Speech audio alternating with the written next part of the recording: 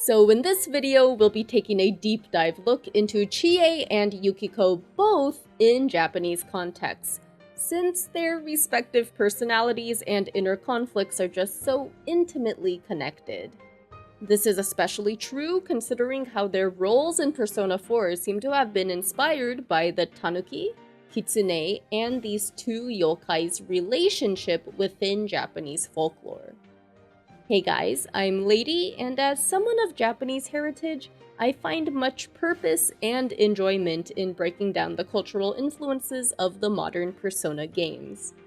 These Persona 4 analyses in particular have been a long time coming. Speaking of which, I finally finished my replay and am also working on an 8 years later retrospective. But with that said, we can now dive into the Persona 4 cast, starting with Chie and Yukiko.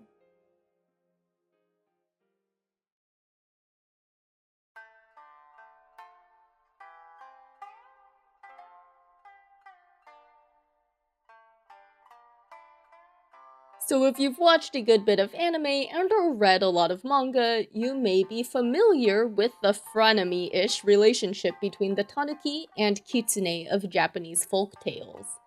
It's not uncommon for Japanese media to establish two characters as foils via employing this kind of imagery, Animal Crossing and Inuyasha being just two of the various examples of this. Now the Tanuki, or aka Bakedanuki, as they're referred to in yokai form, is normally propped up as the friendlier slob to the more intelligent and refined Kitsune. In the case of Chie and Yukiko, Persona 4 evokes this kind of comparison right from the very first month of the game. You see, on Yukiko's first official day back to school after we've saved her from the TV world, she and Chie are shown eating kitsune udon and tanuki soba respectively. These instant noodle bowls are very common pantry items in Japanese households and are found at just about any Japanese supermarket. I myself have very nostalgic memories of the red ones in particular growing up, since these were some of the go-to items my mom would stock up on.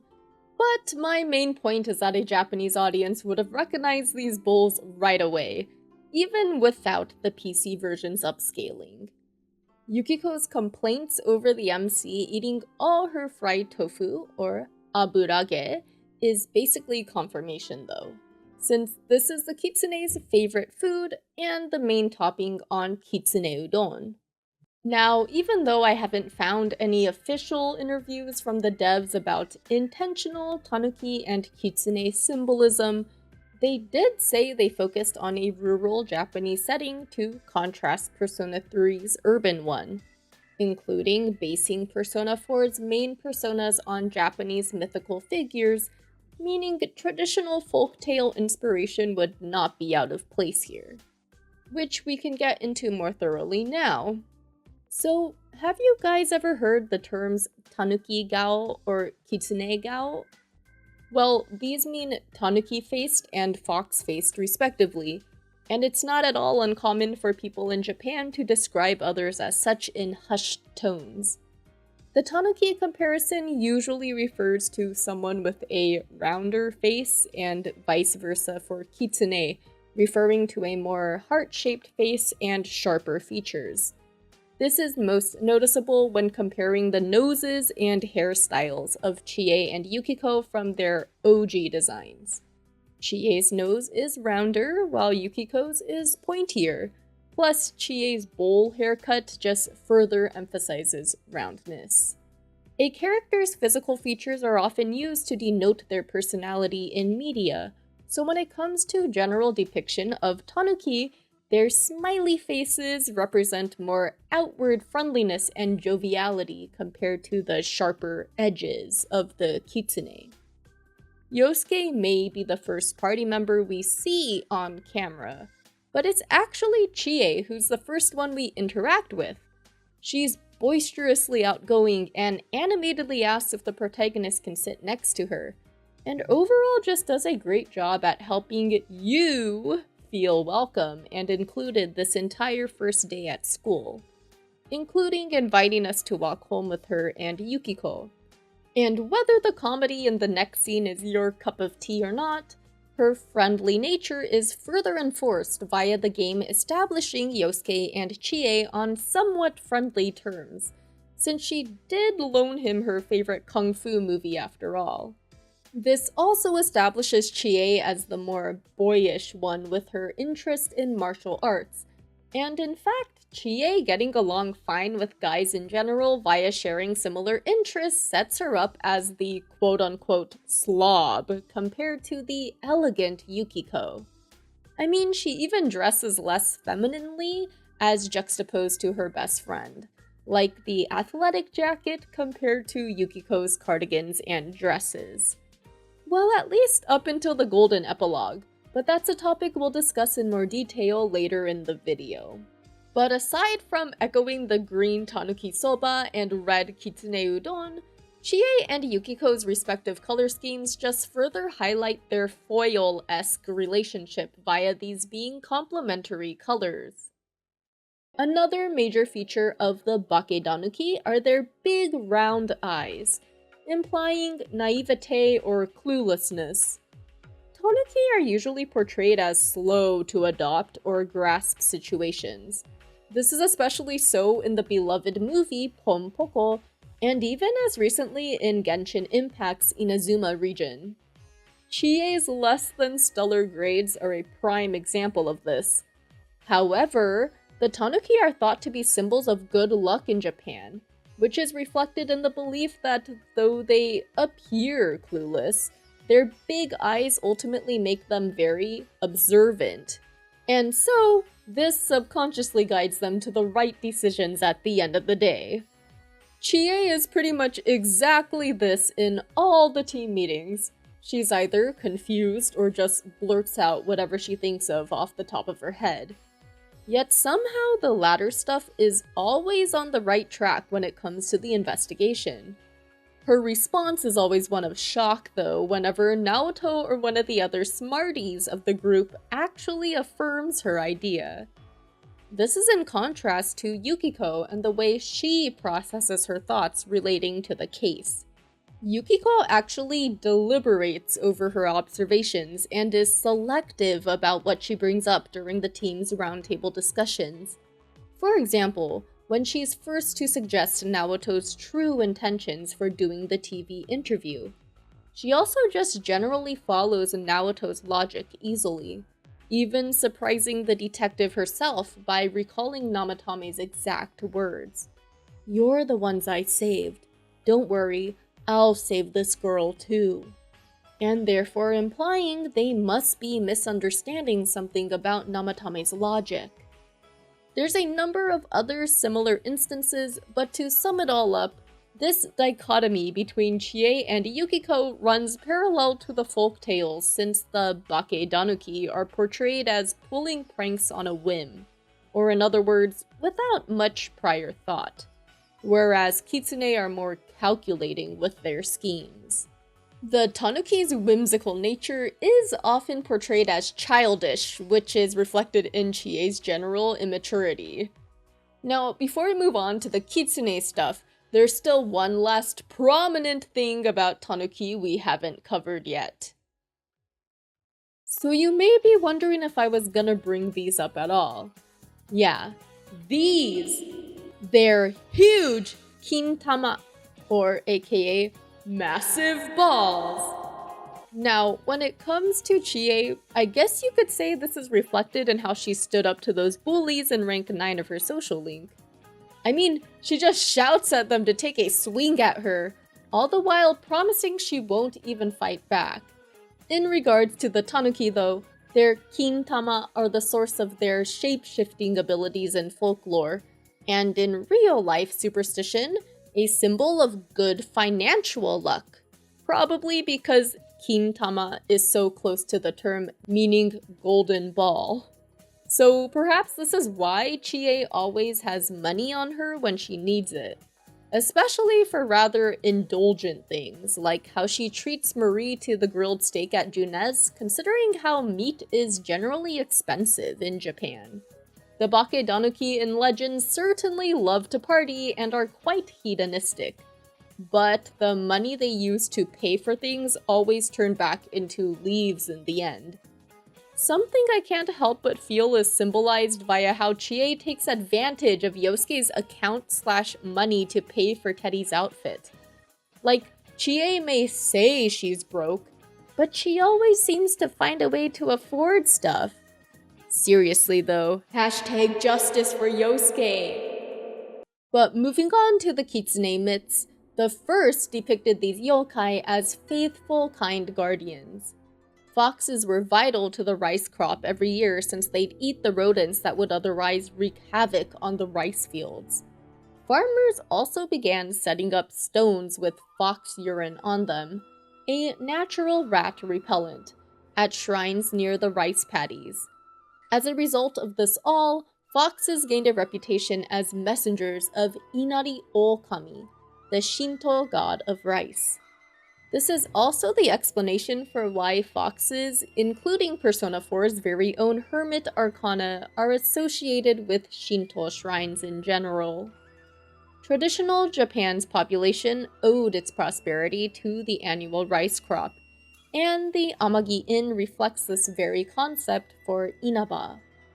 It's propped up as the pride of the town and a huge contributor to Inaba's local economy, both due to the tourism it brings in as well as the business it gives to the other family-owned establishments in town. Yukiko mentions that the inn buys from Kanji's family's textile shop, and that they've served Marukyu tofu to guests.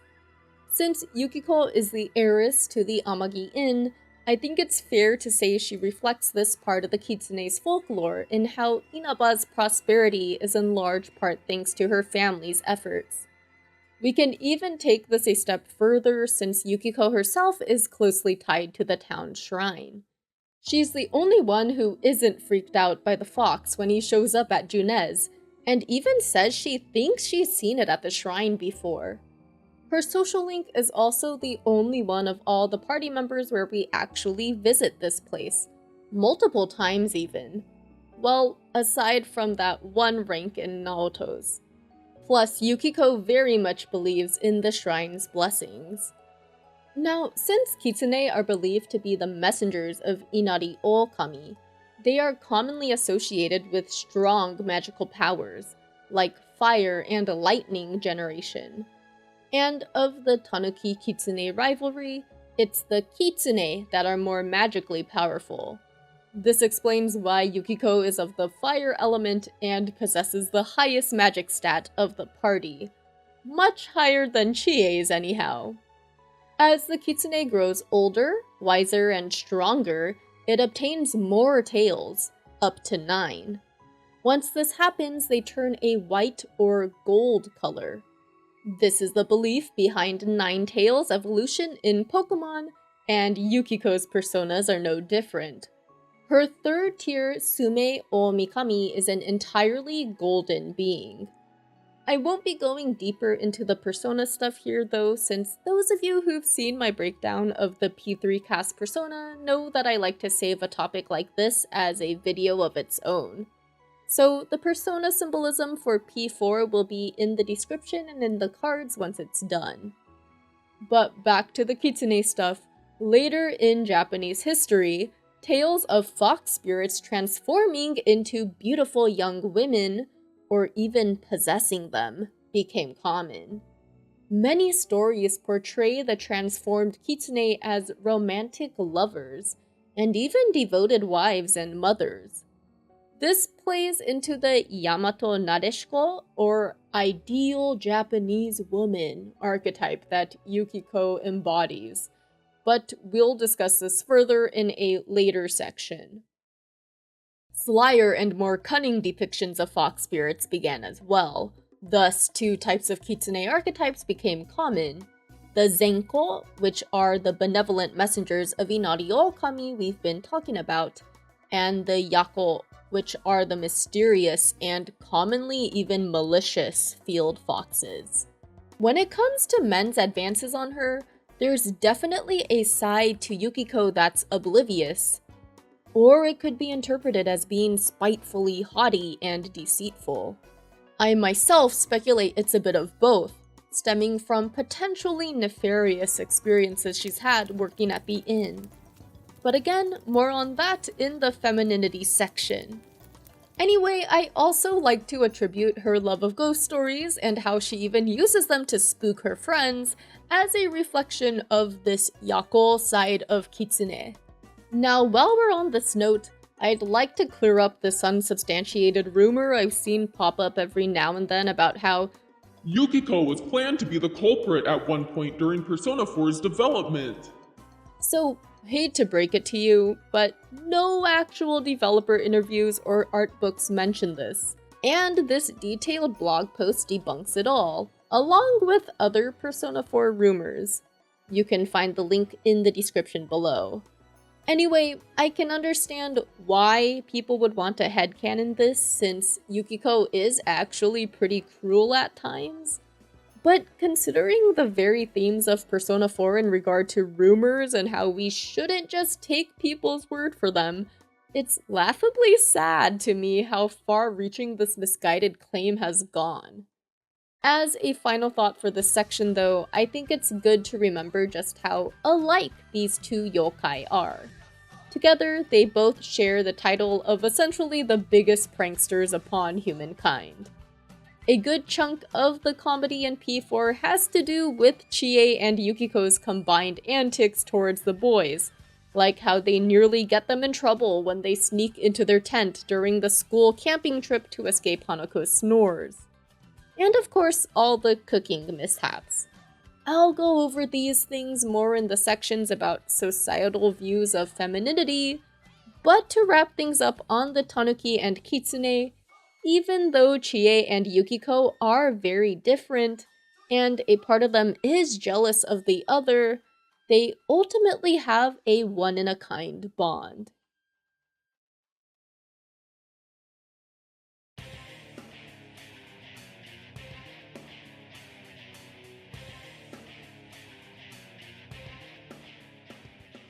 Alright, starting off strong here, Yukiko's frustration over being heiress to the inn was just a small snippet of a much bigger problem.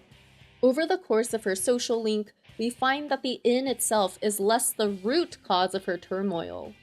Instead, it's more this notion that she has no personal agency in her life. Before we really get into that though, I think it's vital to discuss the sheer amount of stress she was going through in this early arc. I haven't seen this brought up before, but she and the inn were going through what's basically a once-in-a-lifetime moment of scrutiny from the media, all thanks to the ongoing Unalive case and the supposed connection the inn had to the first two victims. By the way, yes, I have to be careful of my words now because of YouTube demonetizing some of my videos. If you want to help support the channel in other ways though, you can do so via my Patreon. Anyway, there's a reason why many psychiatric disorders aren't officially diagnosed until at least 6 months of seeing a client. And that's to rule out the possibility that it's a relatively short-term stressor that's causing a person's difficulties. With that said, some aspects of Yukiko's shadow strike me as a knee-jerk reaction to an abnormally stressful time. Like, I can't imagine the inn having continually repeated deaths happening in the future, you know? Actually, maybe the most helpful comparison I can offer is this. Even to those of you who love your careers, sometimes work is still work, right? There's still essential aspects of it and/or certain times of the year where it sucks, right? Similarly for Yukiko, it seems like it's more the fallout of this crazy hectic time, as well as people's perception of it, that seems to have fanned her flames of resentment. A major thing her shadow mentions is how sick she is of everyone knowing who she is. And golly gee, I wonder if sudden and large media coverage would play into that. Thanks to the news, plus knowing how enticing true crime is, it wouldn't surprise me that many people were flocking to Inaba, hoping to figure out the mystery themselves. Meanwhile, there must have been others who were simply fascinated by the ongoing story and just wanted to check it out. And here, allow me to further refresh our memories. Even before Yamano's untimely demise, the Amagi Inn was already receiving more public interest than usual due to the high-profile affair case with Namatame. By April 12th, word has spread that Yamano was supposedly staying at the inn. A boy in class even asks Yukiko if this is true. Here, she already appears exasperated, and knowing how these stories go, I think it's fair to speculate she's already been chased down by nosy reporters and townsfolk during the past couple days. Though we also see this happening firsthand a few days later. The local station reports that she's had to suddenly take over as temporary manager, which then leads to some creepy comments from this male reporter. We've heard that you're the new manager. Is it true you're still in high school? Oh, well, I'm only filling in temporarily. Someday, though. That aside, wow, you're looking gorgeous in that kimono.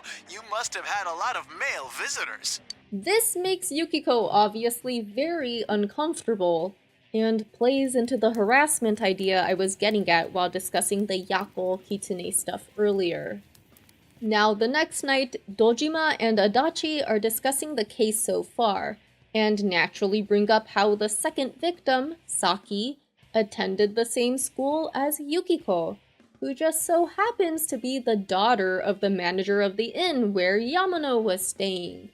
Dojima's surprised that this info was already leaked to the news, since Adachi said he heard this angle on TV the night before. So probably more conspiracy theories started floating around. Then finally, on April 17th, Yu and Yosuke learn the real reason Yukiko had to suddenly fill in for her mom. It's because she collapsed from the stress of Yamano complaining about the quality of the inn's service. So now, apparently, Yukiko is being considered as a possible suspect, given what happened to her mother. Now, I know we can't take Adachi's words at true face value here, knowing that he is the actual culprit in hindsight, but it doesn't take away from the fact he's a cop who has influence over how the station would proceed with this investigation. So this would have added just another crazy layer of scrutiny over Yukiko. But fast forwarding through her kidnapping to April 30th, which is her first day back to school, and she's already so much more relieved now that many of these major stressors have been resolved. Her mom has already returned to work as manager, and the maids have all been really supportive. Overall, she wonders if she was just trying too hard to shoulder everything on her own, making so much of this sound more like a case of near burnout. But what do you guys think about this? Let me know. Editing lady here. I should clarify that I'm not trying to diminish the shadow, the unconscious feelings a person finds shameful to their own and/or society's moral compass. It's still very important to confront and adequately address whatever inner turmoil is going on inside in order to gain a better understanding of oneself holistically. But this doesn't make the person's conscious self, the ego, any less real. It's the necessary conscious side, and another aspect of the self, just like the shadow is, just like the persona is. Ultimately, it's the integration of all these different parts that makes up the whole person, and everyone has their own unique circumstances and needs. So I find it misguided to assume some of the characters in P4 are going back on themselves because they didn't completely flip to the desires of their shadow. But to segue into Yukiko's social link, it turns out she vastly misunderstood the inn's staff, and comes to the realization that these people have always cared for her as a person first, and not simply as the next manager in line. In rank 6, when the head chef tries to help Yukiko by taking over the cooking for her, it's the other staff members who recognize that this isn't what she wants. She desires to learn with her own two hands, not have everything done for her. And so they stand up for Yukiko and convince the head chef to stop taking over like this. The staff further displays an active interest in Yukiko's interests and willingly use their break time to help her practice cooking for a boy she likes. Their care isn't dependent on her success, because even when she fails and burns herself, they continue to help her day after day and are genuinely proud of her halfway successful attempts.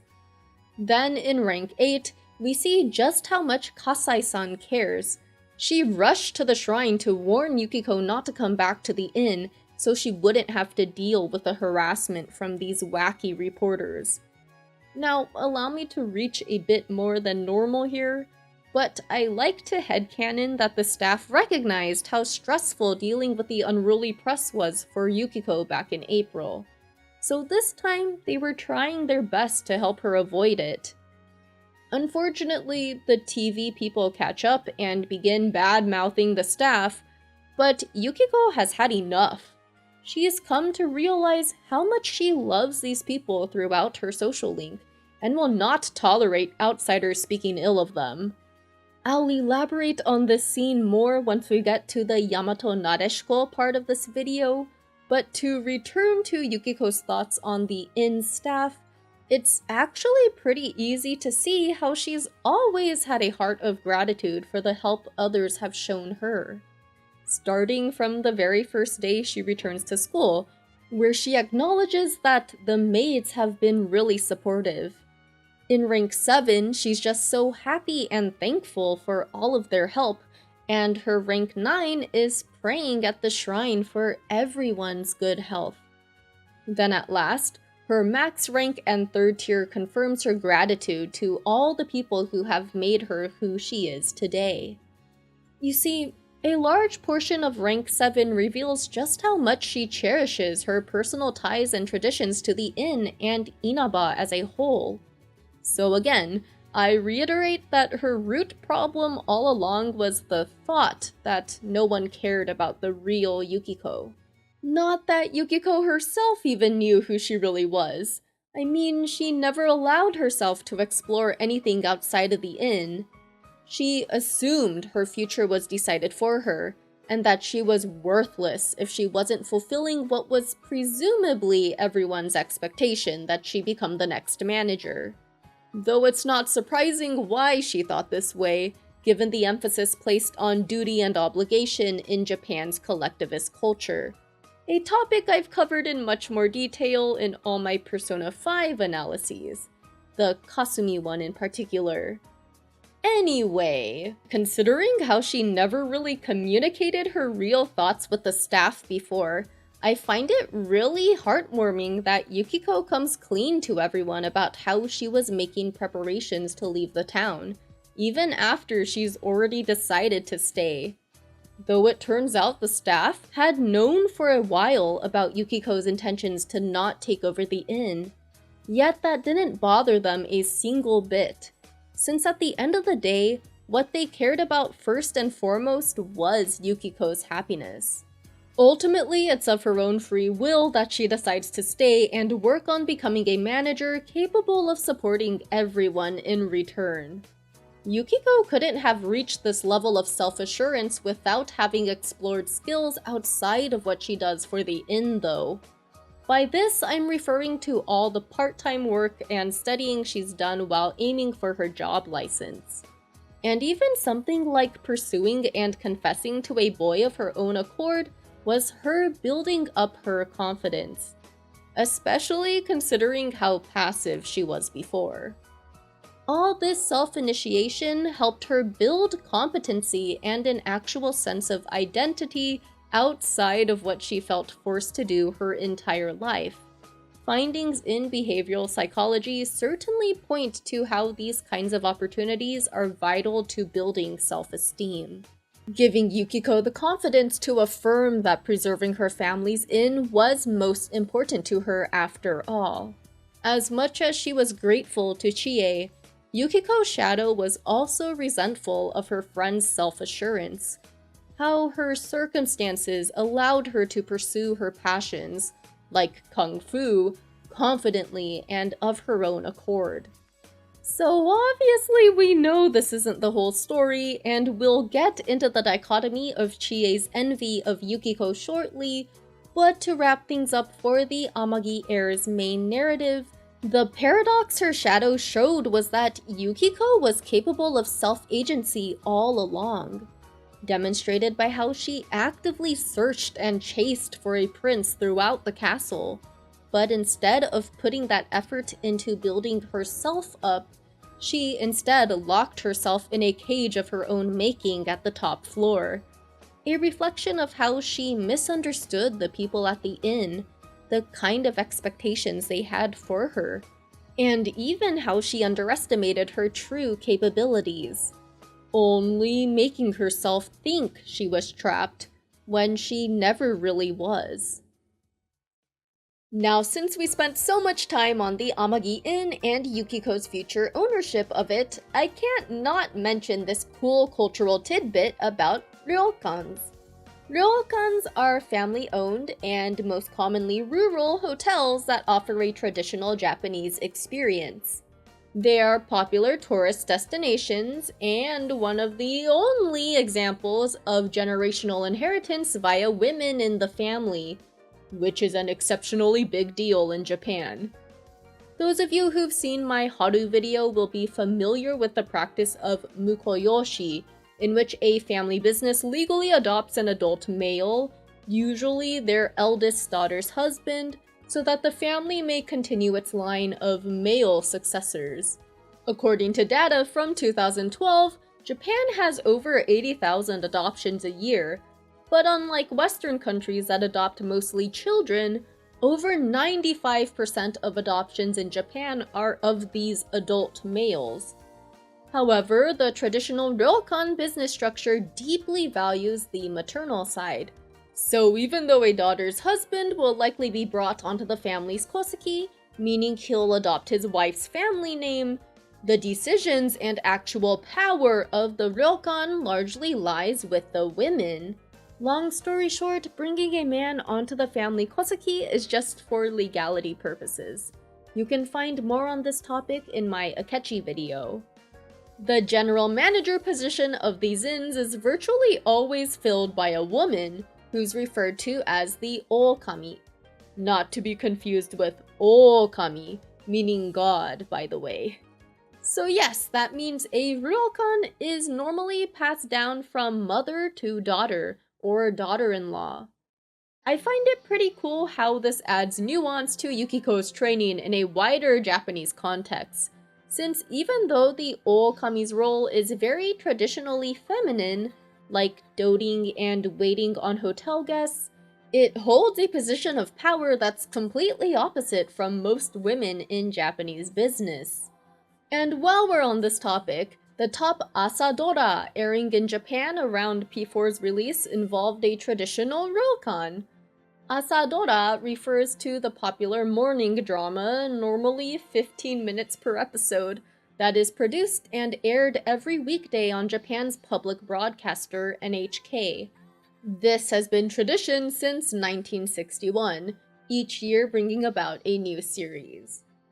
This is a nostalgic memory for me because back in elementary school on days when the schedule started later, I remember watching some of these dramas with my mom on the NHK channel.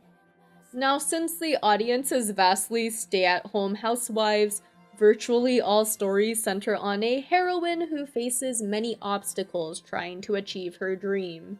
So, considering Persona 4's original release was in 2008, and that development time of the game took only 2 years, I find it funny how the 2007 AsaDora just happened to be about a woman who marries the heir of a high-class Ryokan and becomes the inn's Okami as the daughter-in-law. This show, Dondobare, was basically the most popular AsaDora of the decade, so like, capitalizing on market interest potentially, Atlas? Or probably just a happy coincidence, most likely. But it's an interesting piece of trivia either way, right? I wanted to cover Yukiko before diving into Chie, since so much of the latter's character arc is defined by her envy of her BFF, especially when it comes to the attention she receives from boys. Chie is first introduced as the cool girl who doesn't let this stuff faze her. Truly just one of the guys, am I right? She makes no real fuss over Yukiko's obliviousness to Mitsuo's awkward advances, or the other dudes whispering about the Amagi challenge. Later, she even comes across as a wing woman, playing her friend up towards you, though the cracks begin peeking out since the latter half of this line feels pretty mean-spirited. This leads us to her shadow. It turns out Chie isn't so above it all. She's actually jealous of how naturally feminine and beautiful her best friend is, but though Yukiko may steal all of the boys' attention, who has all of Yukiko's? That's right, she does. Not only that, but the girl who has seemingly everything can't even do anything without her, the much better Chie. I honestly love the conflict and unhealthy codependency this relationship starts off with.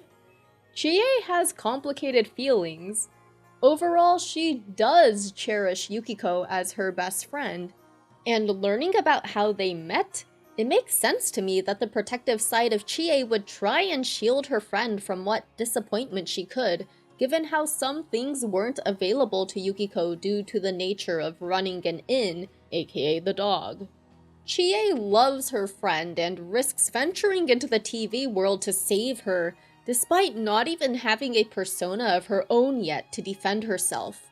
Yet she also can't help but feel resentful, because as much as Chie's tomboyness is played up, she still wants to be viewed as feminine.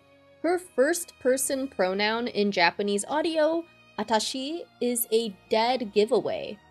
By the way, I should preface that Japanese first-person pronouns have changed quite a bit in the time since P4 came out.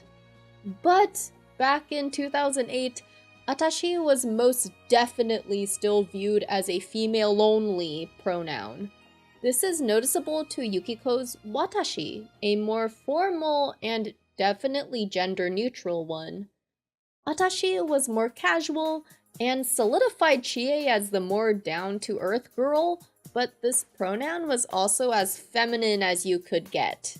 So to reiterate, even though Chie comes off as the tomboy who's super into martial arts and loves eating meat, deep down she very much wanted to be viewed as feminine. Even seen in rank 3 of her social link when she is happily embarrassed if you call her legit fear of bugs feminine or cute. I also speculate that her shadow's words, "I can't win as a girl," may play a role in her overtly boyish demeanor. Maybe not so much her natural assertiveness or personality, but when it comes to her physical appearance and how she dresses, I mean, multiple instances throughout the story has pretty much every dude from the creepy Mitsuo to Chie's jerk friend, Takeshi, and even Yosuke bringing up Yukiko. Never Chie. Takeshi legit asks in multiple different ranks, "How's Yukiko doing?"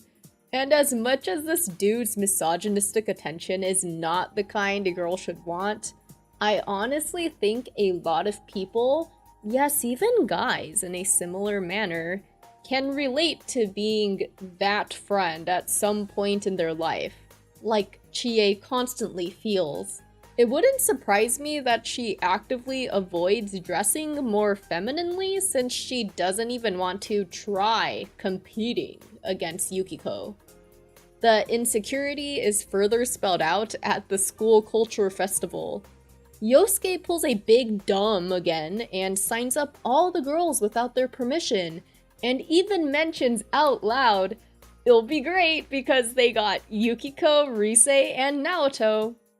But no mention of Chie. So she asks, where is she supposed to fit in then? The response? absolute silence. Even at Tatsumi Port Island, she's self-conscious after Chihiro's speech, saying she was beaten on every level. So Chie's very much thinking about all the stuff. It's not just about the attention from guys though, you know? I see Chie as the ordinary/everyday kid of the cast. It's even implied in her rank 2 that being unique in some way was something she was obsessed with back in middle school. And even in rank 6, she postures herself as the lone female fighter protecting the town. Then with the investigation team, we've got Yukiko, the Amagi Inn's heiress, Rise, the idol, and Kanji, the one guy who can take on an entire biker gang solo.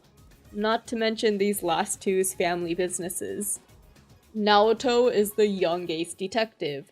Yosuke is the son of the Junez manager, along with being a city boy. Just like you. Obviously, one of the main lessons we learn in Persona 4 is that these labels all have their own heavy drawbacks.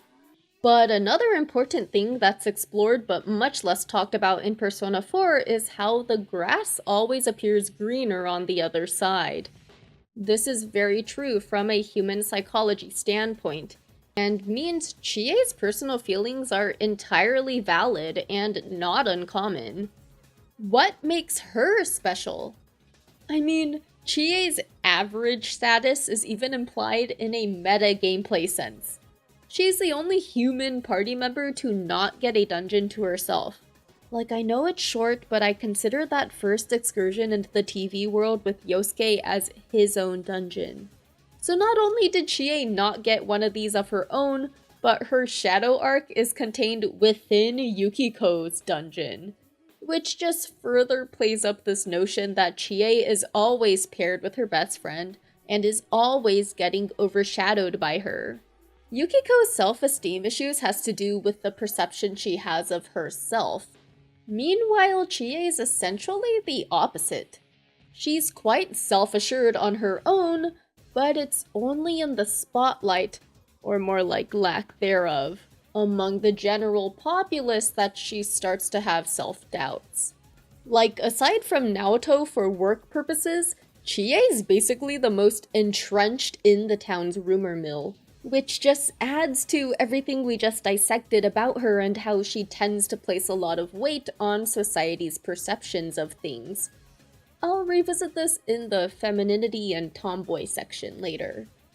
But this also brings me to Chie and her knack for reaching people who may not necessarily fit in. Take Yosuke, for example. On one hand, she does some awfully childish things to him. But at the same time, notice how she actually still interacts with him when so many in town avoid him because he represents the invasion of Junez. Again, I'm not excusing her tendency for retribution, nor the things that are entirely uncalled for, like charging Yosuke's account. Though to be fair, considering how Chie is not the brightest bulb, it wouldn't surprise me if she assumed Junez would cover his account or give him a discount since he is the manager's son. Obviously, that's not how things actually work, and she still should have paid him back, but I'd say that kind of misguided assumption about retail is unfortunately common. But back to the actual topic, Chie's awareness of others is also how she met Yukiko. The latter was just some sullen-looking girl sitting all alone with a dog one day. Chie could have easily ignored her and continued on, but noticed that she looked dead, and couldn't just leave her like that. Not only did she try everything to make her laugh, but she even took in the dog since Yukiko couldn't keep it. Chie's consideration of others even extends to Nanako, who's always alone at home. She doesn't even hesitate to ask Yu's much younger cousin to come along with them to Junez on Golden Week. And later during the watermelon eating party, again, not only does she say they'll do it the right way next year, but there's no hesitation when she affirms of course they'll still hang out with her then. Lastly, I'm not here to defend Takeshi. He really is an asshole, But it turns out he's also some bullied kid who gets his lunch money stolen. Like, I'm glad Chie finally told him off and set some proper boundaries for herself. But I also appreciate her willingness to still stick up for a bullied kid who must be hurting in some way too. Again, good riddance. But this also displays how much she cares for people who are more or less forgotten. On a related note, it's great to see Chie finally hanging around people who respect her now, fulfilling an outward need for validation she always wanted, but also in a healthy way.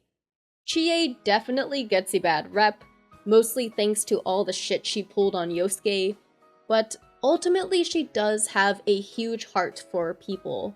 She's one of the most worried when it comes to others' safety, and has always displayed this protective nature that wants to stand up for the weak. The same one that naturally wanted to help Yukiko when they first met, and is also the one that comes out in her social link when she gets Takeshi's money back and saves the little kid from bullies. Even when a good chunk of the party wants to throw Namatame into the TV, Chie's one of the only ones who is vocally hesitant. Doing so will result in someone's actual death, and make them murderers after all. Her third tier both affirms that she actually does think about all the people out there in the wider world, as well as a surprising amount of introspection. Harkening back to her shadow's feelings of envy, she's recognized that not addressing those kinds of emotions could have put her one step closer to becoming like Adachi. But you know how she told off Takeshi in rank 8 for bad-mouthing Yukiko?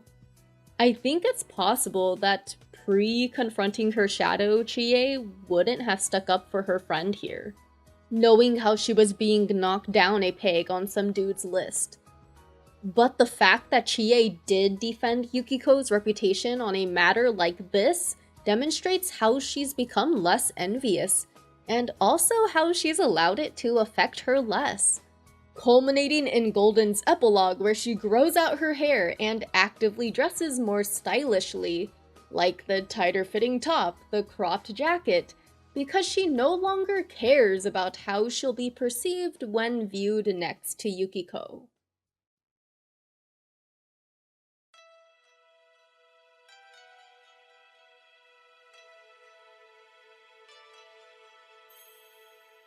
What does it mean to be feminine in Japan? Well, let's take a look at what it meant traditionally, at least. The ideal Japanese woman has long been referred to as the Yamato Nadeshiko. Yamato is an ancient name for Japan, and Nadeshiko refers to a type of carnation native to the Japanese highlands.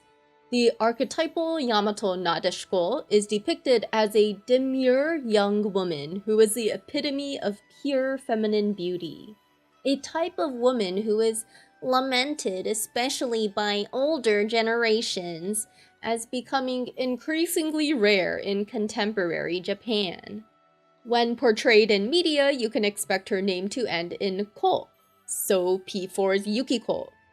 Among other popular examples are Yukako Yamagishi in JoJo's Part 4, Miyako Shiba, wife of Kaien Shiba in Bleach, Kikyo in Inuyasha, and even the meta example of real-life voice actress Kikuko Inoue, who's often been typecast as the Yamato Nadeshiko.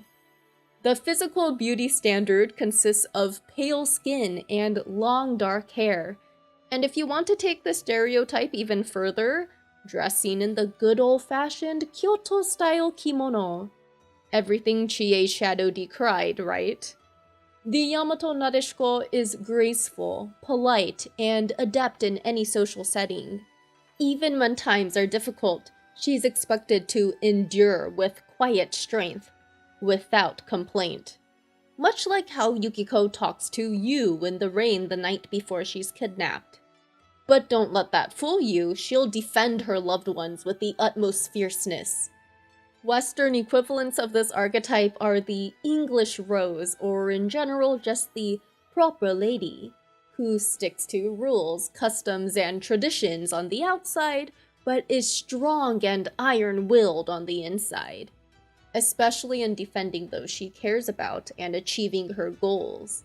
You see how impossible these standards are, right? The Feelings of Yukiko's Shadow criticizes the unhealthy aspects of this trope and paints her as a more nuanced character.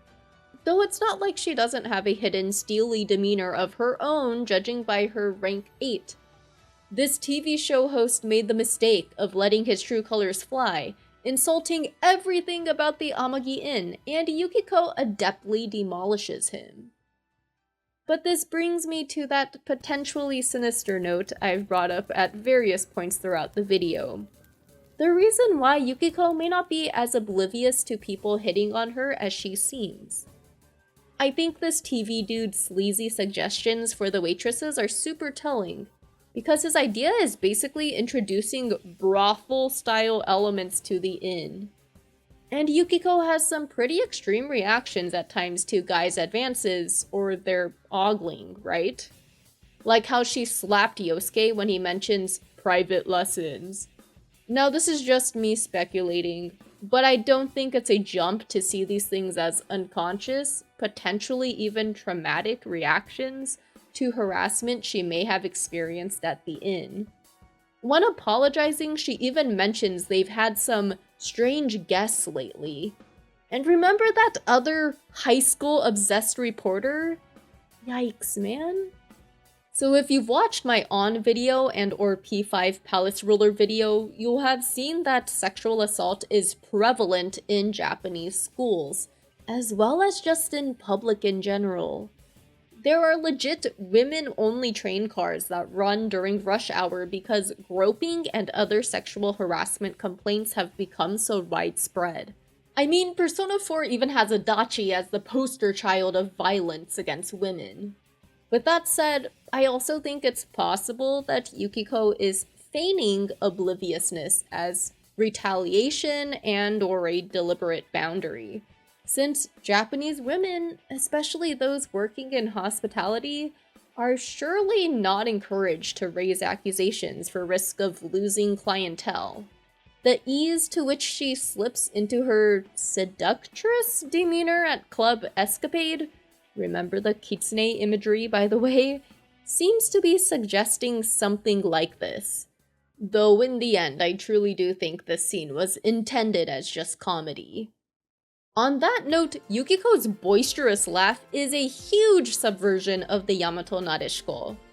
If you've ever lived in Japan, you'll probably have noticed many women cover their mouth when they laugh.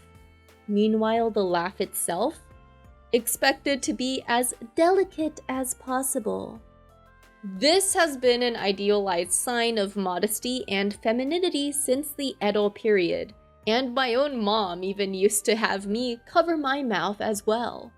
She did so up until I reached mid-elementary school, after she got used to seeing none of my American-raised cousins or friends do this when they laughed. I know my mom was just looking out for me since she herself had a difficult time living up to gender expectations back in Japan. In the 70s, she founded and ran her own clothing business there called Groovy, which was successful enough to expand to 3 different locations before she sold it. But a woman running her own business? Especially back then? While we're on this note, growing up, I still remember my mom being self-conscious about her cooking, even though everything was beyond delicious to me and everyone else who tried it. This leads me to the cooking gag in general.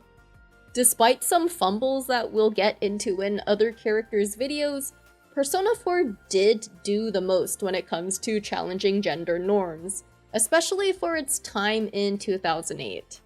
Traditional gender roles are way more entrenched in Japan in many ways, since it's such a collectivist conformist country compared to the more individualistic Western nations.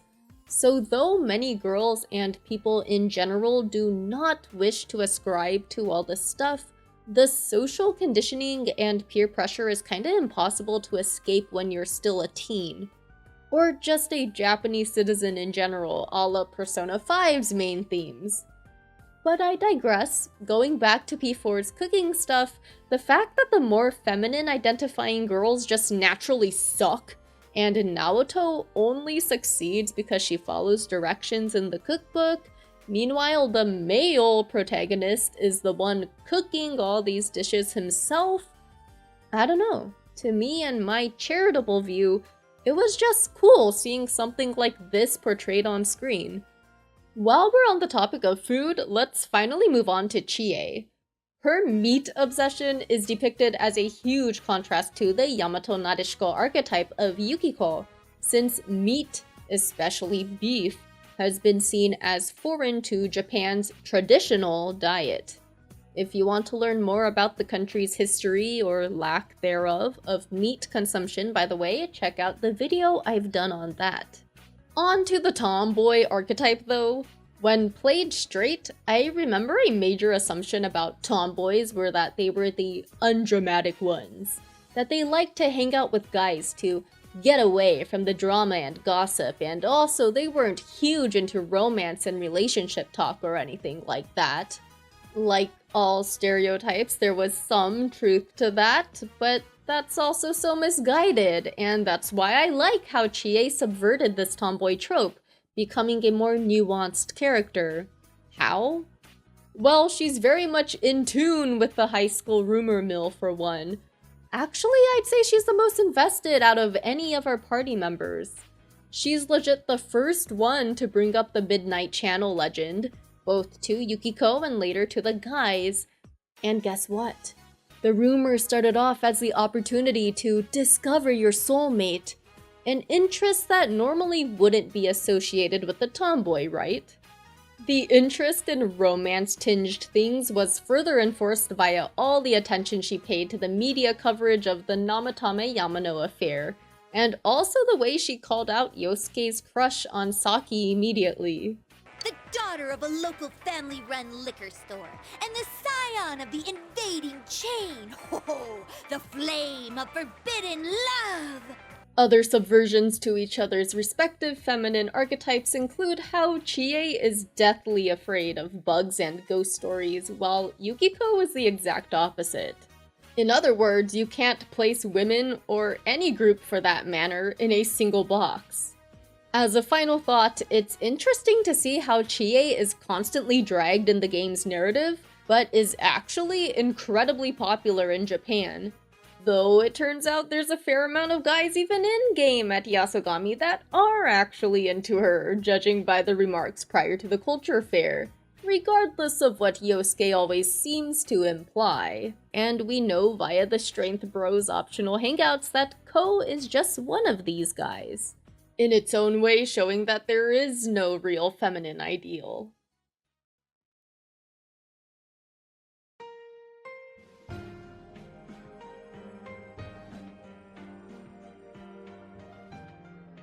Chie and Yukiko are so different on paper. They're foil archetypes of femininity, and yet they get along so well. And honestly, I just love the friendship the IT girls have with each other in general. Why? Because of the not like other girls phenomenon. Deep down, it's basically women putting down other women, painting what's seen as more girly, more feminine, as innately inferior to differentiate ourselves. I get it, I've been guilty of this myself in the past, and Chie's shadow portrayed a similar sentiment, even if it's less common in Asia. The patriarchal umbrella we're all raised under certainly doesn't help, since so much of the media geared towards young women has been about beauty products and/or how to be attractive to men. Other narratives are portrayed now since the mid-2010s, but back then? Women weren't really depicted engaging in masculine-coded hobbies, especially those relating to STEM, or sports, video games, you get the idea. And if they were the exception. Meaning if you don't care much about fashion or beauty, you're not like other girls, right? In reality, not like other girls just perpetuates internalized misogyny, or that there's this binary that you're either super into this feminine stuff or not at all, when a girl, or dude, can like all of these things. This is why it's so nice seeing all the Persona 4 girls lift each other up, encourage each other, despite how different they all are. especially Chie and Yukiko. But to wrap things up, Yukiko was once a passive person, only following along and pursuing fun things thanks to Chie's lead. All the while, a part of her was resentful of Chie's life, seeing how she had no obligations. On the other hand, Chie was jealous of all the things Yukiko actually resented about her own life. Playing into the grass truly is greener, and envy really is the thief of all joy concept. Yukiko and Chie were honestly just unhealthily codependent before facing their shadows, since both felt they had no worth outside of what role they could fulfill for one another. But it was so good to see them finally communicate openly, a true heart-to-heart of their repressed thoughts thanks to the TV world shenanigans. Yukiko ends up exploring different interests and flourishing of her own accord in her own social link, and vice versa for Chie, who also worked on getting a sense of who she is outside of Yukiko. By working on their own individual hangups, their own self-esteem and personal lives, so to speak, it's opened up their friendship to one of healthy mutual support instead of unhealthy dependence. Now I know we just ended on a bunch of fuzzy feelings, but I'm gonna cause some unnecessary division again. Tanuki or Kitsune, who has the better folklore? Tell me in the comments. Also, please like this, share it, and subscribe. This video really did take a lot out of me. Check out all my other socials, and I also want to give a huge thanks to all my patrons for voting for Chie as the first P4 character to get a video. Next patron poll will be up all throughout this week. And thanks especially to Big Clingy, Sam Bezjak, Francesco Santoyo Rego, M. Meownalin, Platinum Rose, Malcolm Lowry, Unholy Biscuit, Leviathan8685, Eden Korsef, Scarmillion, Kavanik, Peter Shepard, James Adams, and Andy.